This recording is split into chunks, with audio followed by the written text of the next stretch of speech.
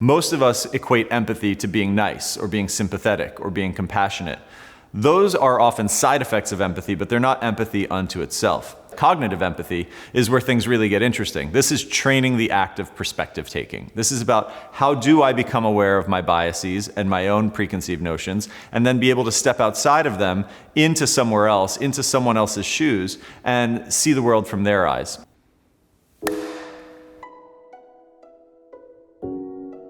I think empathy is a very trainable and learnable skill, but it's one of those things that requires practice. One big aspect of that is inquiry. You can't sit in your armchair and assume you know. You have to get out of the chair, you have to get out of the room, you might have to get out of the place you live and go meet those people you're trying to understand and actually practice the act of inquiry. Ask good questions, listen when they give you answers, pay attention to that, and use that insight to inform a broader view of the world.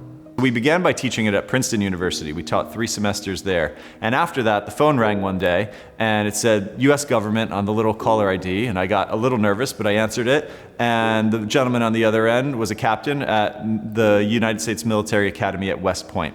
And he said, "We'd like to invite you up here to bring empathy to the West Point cadets."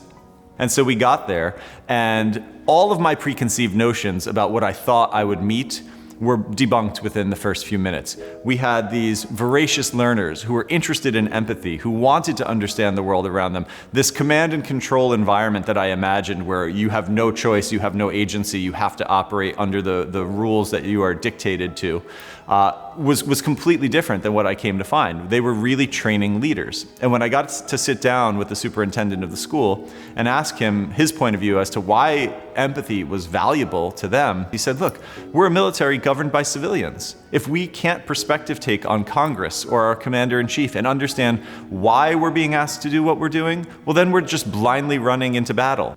We're going to send cadets out into the world, and they are going to be responsible for many lives, and those lives will come from many parts of our country."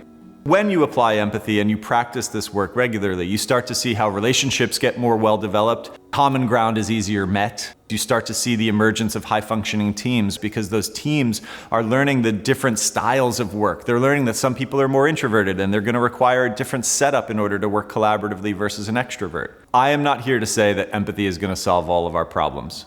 We live in a world that is getting more and more polarized, more and more divided. The chasms are getting bigger between all of us. I don't think that's going to stop at any time in the near future. So empathy is not the panacea. It's not the thing that's going to solve all of this for everybody, but it is the first step. My name is Michael Ventura, and this is my brief but spectacular take on applied empathy.